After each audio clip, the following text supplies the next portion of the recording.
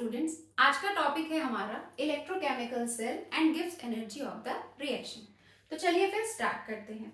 सबसे पहले मैं आपको ये बता दूं बेटा कि इलेक्ट्रोकेमिकल सेल के गिव्स एनर्जी को समझने के लिए और उसे डिराइव करने के लिए सबसे पहले हमें ये पता होना चाहिए कि गिव्स फ्री एनर्जी होती क्या है ना। गिव्स फ्री एनर्जी की जो भी बेसिक सी जनरल सी डेफिनेशन है हमें वो पता होना चाहिए, उसके बाद ही हम इसे समझ पाएंगे। तो चलिए पहले गिव्स फ्री एनर्जी की एक जनरल डेफिनेशन को समझते हैं विथ रियल लाइफ एग्जांपल।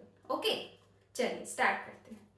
तो गिव्स फ्री एनर्जी जो होती है वो किसी भी सिस्टम की एनर्जी का वो पार्ट होती है जो कोई सिस्टम किसी यूजफुल वर्क में यूज करता है। फॉर एग्जाम्पल, इस बात को मैं आपको एग्जाम्पल से समझाती हूँ। जैसे ह्यूमन बींग्स हैं, हम सब हैं, तो हमारी बॉडी के अंदर बहुत सारी एनर्जी प्रोड्यूस होती है। फूड का डाइजेशन होता है तो बहुत सारी एनर्जी प्रोड्यूस होती है, लेकिन क्या जितनी एनर्जी हमारे अंदर प्रोड्यूस होती है, क्या हम पूरी की पूरी एनर्जी का यूज किसी काम में कर सकते हैं? किसी काम को करने का मतलब जैसे कि चलना, बोलना, खाना पीना, पढ़ना लिखना, खेलना कूदना, पढ़ाई करना, पढ़ाना, है ना। क्या हमारी बॉडी में जितनी भी एनर्जी प्रोड्यूस होती है, क्या हम पूरी की पूरी एनर्जी का किसी काम में यूज करते हैं? नहीं, पूरी की पूरी एनर्जी का हम काम में यूज नहीं कर सकते, है ना। होता क्या है कि हमारी बॉडी में जितनी भी एनर्जी प्रोड्यूस हो रही है उसमें से एनर्जी का एक स्पेसिफिक हिस्सा ही, एक स्पेसिफिक पार्ट ही है जिसको हम हमारे वर्क में यूज करते हैं।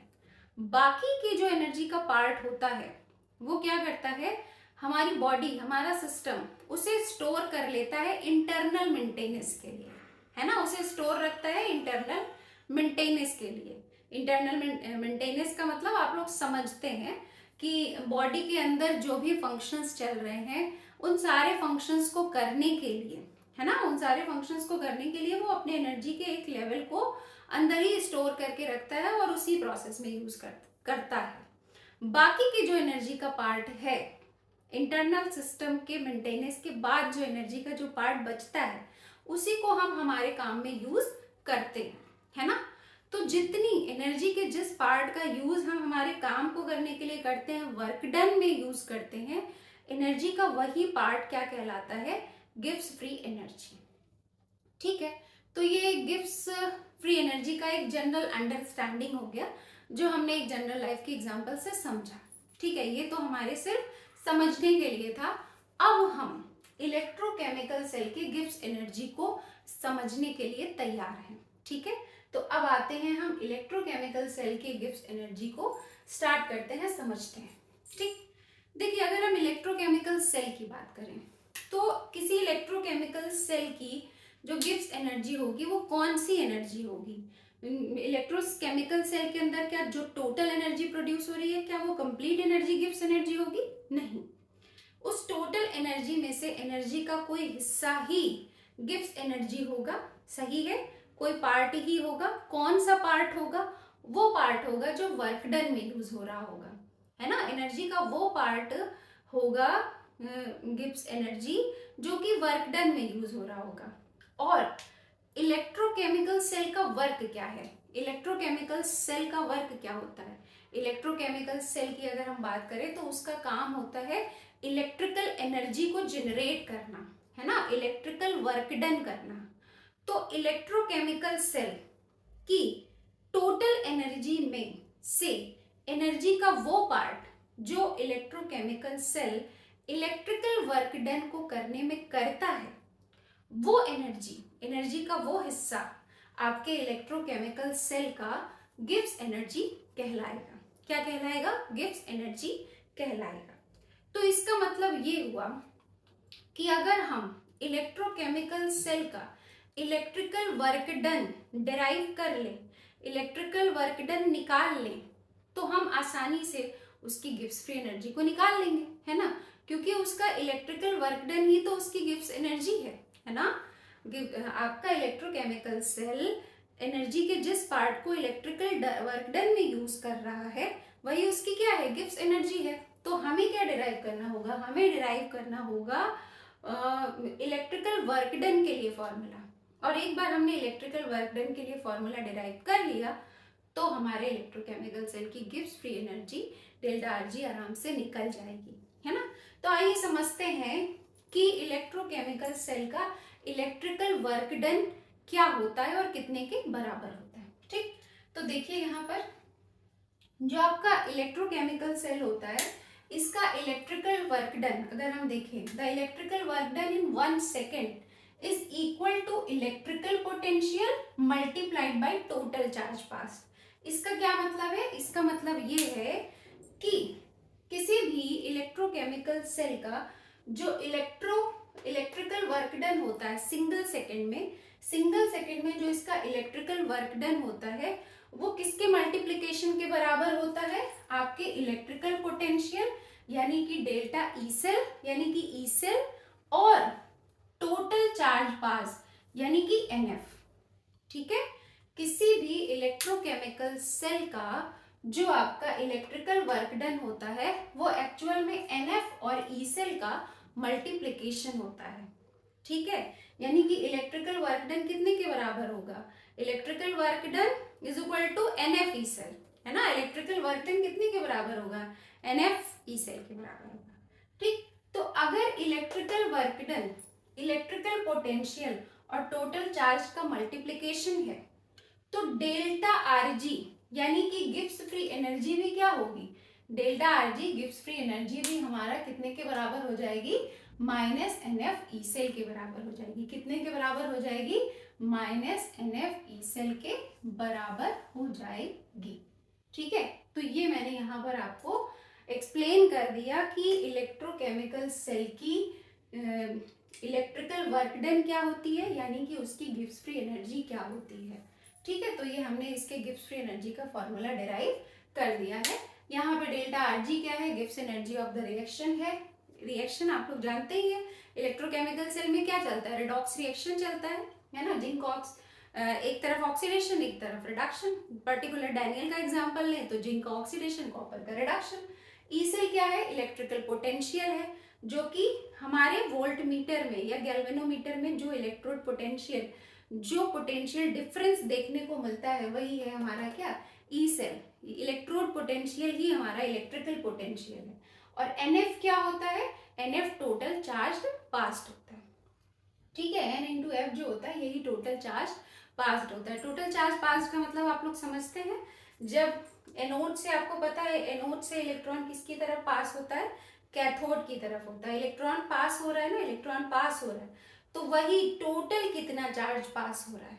ठीक है, वही जो टोटल चार्ज कितना पास हो रहा है वो कितने के बराबर होता है? एन एफ के बराबर होता है, एन इंटू एफ के बराबर। N total number of change in electron and F क्या है? फैराडे कांस्टेंट आप लोग जानते हैं। तो यहाँ पे हमारा डेल्टा जी क्लियर हो गया है। अब डेल्टा जी से रिलेटेड हम कुछ इंपॉर्टेंट पॉइंट्स को देखेंगे जो एग्जाम में पूछे भी जाते हैं। ठीक है, आइए देखते हैं। सबसे फर्स्ट जो हमारा इंपॉर्टेंट पॉइंट है वो ये है कि जो हमारा डेल्टा आर जी होता है, गिब्स एनर्जी होता है, स्टैंडर्ड कंडीशन में हम डेल्टा आर जी को डेल्टा आर जी नॉट से रिप्रेजेंट करते हैं। Okay, delta R ji not से रिप्रेजेंट करते हैं। तो समझने वाली बात ये है कि ये स्टैंडर्ड कंडीशन क्या है। स्टैंडर्ड कंडीशन का मतलब क्या है? इलेक्ट्रोकेमिकल सेल के लिए स्टैंडर्ड कंडीशन क्या होगी? स्टैंडर्ड कंडीशन का मतलब है कि जब टेम्परेचर फिक्स हो, मतलब 298 केल्विन हो, प्रेशर फिक्स हो यानी कि 1 atm हो, और क्या फिक्स हो? कॉन्सेंट्रेशन फिक्स हो। कॉन्सेंट्रेशन कितना हो? 1 मोलर हो, कॉन्सेंट्रेशन यूनिटी हो, तो उस पर्टिकुलर कंडीशन को हम बोलते हैं standard condition of the electrochemical cell. तो स्टैंडर्ड कंडीशन में डेल्टा आरजी जो होता है वो डेल्टा आरजी नॉट कहलाता है, और डेल्टा आरजी नॉट कितने के बराबर हो जाएगा? Minus N F E naught cell. ठीक है, अब आइए देखते हैं कि डेल्टा जी माइनस में कब होगा, प्लस में कब होगा, और डेल्टा जी जीरो कब होगा। ये माइनस का क्या मतलब है? ये माइनस माइनस भी फॉर्मूले में यूज हुआ है ना, तो इसका भी क्या मतलब है ये भी यहाँ समझ लेते हैं। देखिए, अगर आपको याद हो तो मैंने इसी चैप्टर के फर्स्ट लेक्चर में, फर्स्ट वीडियो में आपको स्पॉन्टेनियस और नॉन स्पॉन्टेनियस के बारे में पढ़ाया था। स्पॉन्टेनियस प्रोसेस क्या होती है, नॉन स्पॉन्टेनियस प्रोसेस क्या होती है, मैंने आपको बताया था। ठीक है, लेकिन फिर भी यहाँ फटाफट सिंगल लाइन में बता देती हूँ। मैंने आपको बताया था स्पॉन्टेनियस प्रोसेस वो होती है जो खुद ही हो जाती है। ठीक है, नॉन स्पॉन्टेनियस प्रोसेस वो होती है जो खुद नहीं हो सकती।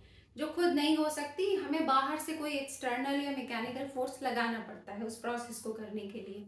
ठीक है, चलिए, तो स्पॉन्टेनियस प्रोसेस के लिए डेल्टा जी की जो वैल्यू होती है वो 0 से कम होती है। मतलब स्पॉन्टेनियस प्रोसेस के लिए आपको ऑलवेज डेल्टा जी का मतलब समझ रहे हैं, वही डेल्टा आर जी, वही गिव्स फ्री एनर्जी, इसको हम डेल्टा जी से भी रिप्रेजेंट कर सकते हैं। तो परेशान मत होइएगा, यहाँ डेल्टा आर जी लिखा है, यहाँ डेल्टा जी लिखा है। ठीक है, बोथ आर सेम। आप चाहे तो इसमें आर बना भी सकते हैं, वही है। तो गिव्स फ्री एनर्जी जो होती है वो स्पॉन्टेनियस प्रोसेस के लिए क्या होती है, 0 से कम होती है, मतलब नेगेटिव होती है। ठीक है, नॉन स्पॉन्टेनियस प्रोसेस के लिए डेल्टा जी क्या होती है, डेल्टा जी 0 से ज्यादा होती है, मतलब पॉजिटिव होती है। और जब हमारे इलेक्ट्रोकेमिकल सेल का इक्विलिब्रियम कंडीशन चल रहा होता है, इक्विलिब्रियम कंडीशन क्या होता है, मैंने आपको इक्विलिब्रियम कांस्टेंट वाले वीडियो में बहुत अच्छे से एक्सप्लेन किया था, आप लोग जानते हैं, है ना। तो यहाँ पे फिर से बताने की जरूरत नहीं है। इसी चैप्टर के इक्विलिब्रियम कांस्टेंट अभी 2 से 3 दिन पहले वाले लेक्चर में मैंने आपको इक्विलिब्रियम कंडीशन के बारे में बताया था। ठीक है, तो आप लोग जानते हैं, बस अब यहाँ पे बस इतना समझ लेते हैं कि इक्विलिब्रियम कंडीशन में डेल्टा जी कितना होता है, 0 होता है। ओके, ये पॉइंट भी हमारा क्लियर हो गया। आते हैं नेक्स्ट पॉइंट में। नेक्स्ट पॉइंट में मैं आपको बता दूं कि जो ये गिव्स एनर्जी होती है ये आपकी एक्सटेंसिव थर्मोडायनेमिक प्रॉपर्टी है। अभी एक्सटेंसिव थर्मोडायनेमिक प्रॉपर्टी का क्या मतलब है, इसको समझते हैं। एक्सटेंसिव थर्मोडायनेमिक प्रोसेस का मतलब होता है ऐसा प्रोसेस जो कि क्या हो, हमारे सब्सटेंस के या सिस्टम के मास पर डिपेंड करे। ठीक है, सब्सटेंस के जो मास पर डिपेंड करे, उसके अमाउंट पर डिपेंड करे, उसे हम बोलते हैं क्या, एक्सटेंसिव थर्मोडायनेमिक प्रॉपर्टी। तो डेल्टा जी जो होती है या डेल्टा आर जी जो होती है या गिव्स एनर्जी जो होती है वो क्या होती है, एक्सटेंसिव प्रॉपर्टी होती है। अब इस बात को हम जस्टिफाई कैसे करें, इसको हम जस्टिफाई करेंगे with the help of these examples.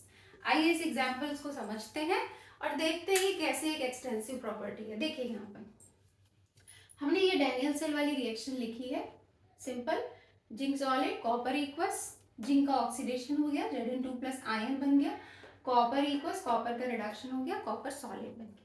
यहाँ पे हम लोग कई बार डिस्कस कर चुके हैं, यहाँ पे चेंज इन इलेक्ट्रॉन कितना है, 2 इलेक्ट्रॉन के चेंजेस है ना, जिंक ने 2 इलेक्ट्रॉन लूज किए हैं।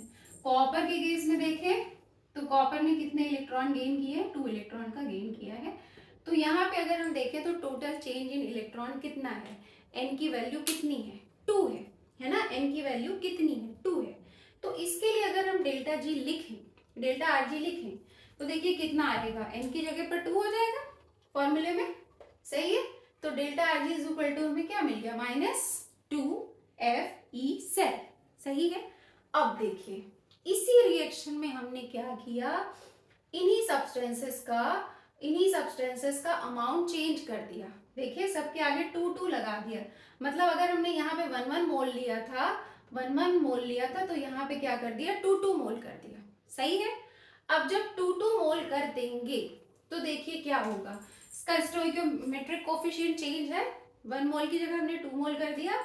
अब देखिए यहाँ पे कितने इलेक्ट्रॉन का चेंज होगा, अभी जब सिंगल जिंक था तो 2 इलेक्ट्रॉन के चेंजेस हो रहे थे, अभी डबल जिंक हो जाएगा तो 2 × 2 कितने इलेक्ट्रॉन का चेंज होगा, 4 इलेक्ट्रॉन का लॉस होगा। यहाँ पे कितने इलेक्ट्रॉन का गेन होगा, 4 इलेक्ट्रॉन का गेन होगा। दिस मीन्स कि एन की वैल्यू यहाँ पर क्या आएगी, 4 आएगी, सही है। तो delta R G is equal to क्या होगा, डेल्टा आर जी में एन की जगह पर 4 आ गए।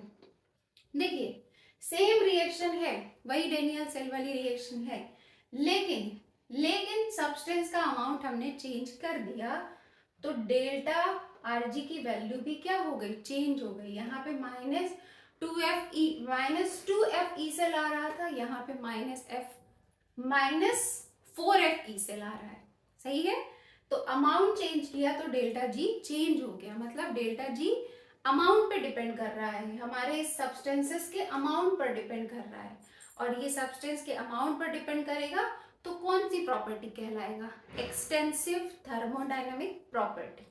यहीं पे एक बोनस पॉइंट दे देती हूँ, जो आपका ई सेल होता है, ई सेल जो होता है इलेक्ट्रोड पोटेंशियल या आपका इलेक्ट्रिकल पोटेंशियल जो होता है, ये इंटेंसिव प्रॉपर्टी है, ये एन पर डिपेंड नहीं करेगा। ओके, अब आते हैं हमारे लास्ट पॉइंट पे, डेल्टा आरजी से रिलेटेड, गिब्स एनर्जी से रिलेटेड लास्ट इंपॉर्टेंट पॉइंट पे, जहां पे हमें कोई थ्योरी नहीं समझनी है, बस यहाँ पे हमें इसका के साथ, के का मतलब इक्विलिब्रियम कांस्टेंट के साथ रिलेशन देखना है। इक्विलिब्रियम कांस्टेंट के साथ डेल्टा जी का क्या रिलेशन है ये देखना है। तो रिलेशन है हमारा क्या? Minus R T L N K. अब इसी फॉर्मूले को हम चाहें तो लॉग के फॉर्म में भी लिख सकते, उसके लिए हमें क्या करना होगा? 2.303 से फॉर्मूले में मल्टीप्लाई करना होगा। ठीक है, तो गिब्स एनर्जी और इक्विलिब्रियम कांस्टेंट के बीच ये रिलेशन है, और ये रिलेशन हमारे काम का है। इस रिलेशन से आगे हम देखेंगे बहुत सारे न्यूमेरिकल्स बनते हैं। ठीक है, ठीक है। और कई बार डायरेक्ट फॉर्मूला भी पूछता है, नीट के एग्जाम में एक बार डायरेक्ट ये फॉर्मूला पूछा था। ठीक है, what is the relation between gives energy and equilibrium constant for redox reaction. ठीक है, तो ये रिलेशन होता है। चलिए बेटा, तो इसी के साथ यहाँ पर हम इस लेक्चर को कंप्लीट करते हैं। अब हम लोग मिलेंगे नेक्स्ट लेक्चर में और डिस्कस करेंगे न्यूमेरिकल्स, इससे रिलेटेड न्यूमेरिकल्स। तो चलिए फिर मिलते हैं नेक्स्ट लेक्चर में। Have a nice day, thank you so much.